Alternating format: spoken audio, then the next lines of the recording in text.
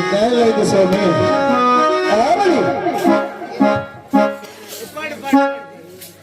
ఇది ఏం చూడి బాబా రేలా రేలా రేలా రేలా రేలమ్మా రేలా రేలా రేలా రేలా రేలమ్మా